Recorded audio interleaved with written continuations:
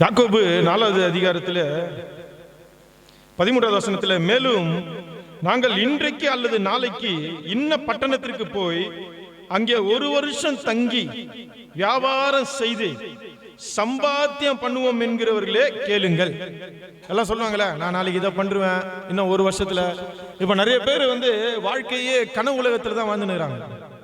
இப்ப வர்றவங்க எல்லாருமே எப்படி இருக்கிறாங்கன்னா, வாழ்க்கையே ஒரு கனவு உலகம். இந்த வயசுல இதை பண்ணிடணும், அந்த வயசுல இது பண்ணிடணும், அந்த வயசுல இது நடந்துடணும், அதுக்குள்ள இவ்வளவு சேர்த்து வச்சிடணும், இப்படி இருக்கணும், என் பிள்ளைங்க எதிர்காலம் எப்படி இருக்கணும், என் வாழ்க்கை எப்படி இருக்கணும், எல்லாம் கணக்கு. ஆனா யாக்கோபு என்ன சொல்றாரு, இதை குறித்து தான் இயேசு கிறிஸ்து ஒரு இடத்துல அருமையா சொல்லியிருக்கிறாரு. ஒரு ஐஸ்வர்யம் ஒருத்தர் இருந்தான். அவன் தனக்கு பண்டகசாலையை உண்டாக்குறான், நிறைய பொருளை சேர்த்து வைக்கிறான்.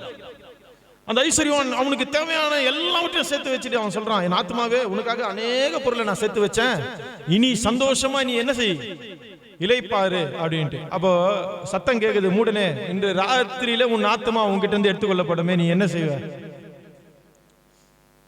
ஒருவேளை நம்ம நினைக்கலாம், பரவாயில்ல, நான் சேர்த்து வச்சதை என் பிள்ளைங்க அனுபவிப்பாங்க. வேதம் சொல்லுகிறது, பிரியமானவர்களே, ஆஸ்தியை சேர்க்கிறான், வேறொருவன் அதை ஆண்டு கொண்டிருக்கிறான். இன்றைக்கு எத்தனை பேர் என் பிள்ளைகளுக்கு ஆஸ்தியை சேர்க்கிறேன், என் பிள்ளைகளுக்கு ஆஸ்தியை சேர்க்கிறேன்னு சேர்த்து வைத்தவர்களுடைய ஆஸ்தி அவர்கள் பிள்ளைகளுக்கு போகவே இல்லை தெரியுமா? பிரியமானவர்களே, அவருடைய வாழ்க்கை முடிந்தவனே குடும்பத்திலே சூழ்நிலைகளில் நடப்பதை நீ அறியவே அறிய மாட்டேன்.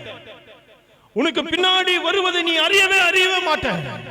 நீ நினைப்ப, என் பிள்ளைகளுக்கு நான் ஆஸ்தியை சேர்க்கிறேன், என்னோட எதிர்காலத்துக்கு நான் ஆஸ்தியை சேர்க்கிறேன். இல்லை பிரியமானவர்களே, அது நிச்சயமாய் உன் பிள்ளைகளுக்கு தான் போகும் என்று சொல்லவே முடியாது.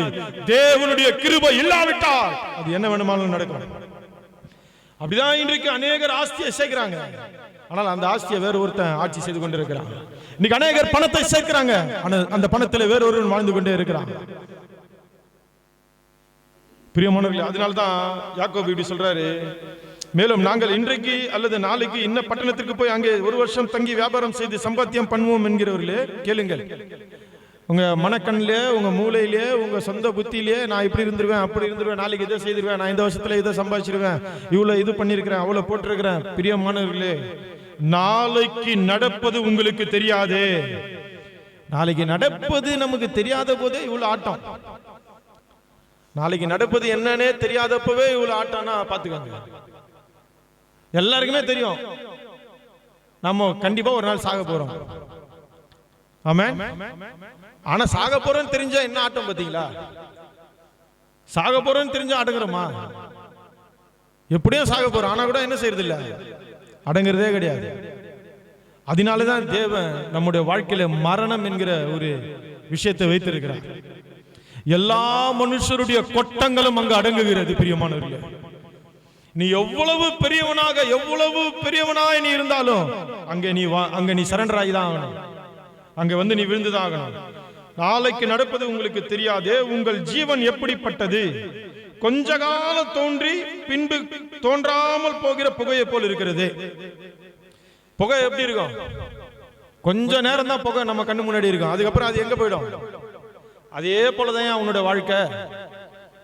அதனால நாளைக்கு நான் இதை செய்துவேன், நாளைக்கு இப்படி பண்ணிடுவேன், நான் அப்படி நடந்துடுவேன், நான் இதை சேர்த்து வச்சிருவேன், என் பிள்ளைகளுக்கு நான் இதை கொடுப்பேன், அதை கொடுப்பேன், இப்படிலாம் நீ சொல்லாத. அப்ப என்ன சொல்லணும்? ஆதலால் ஆண்டவருக்கு சித்தமானால் நாங்களும் உயிரோடு இருந்தால் இன்னிதை செய்வோம் என்று சொல்ல வேண்டும்.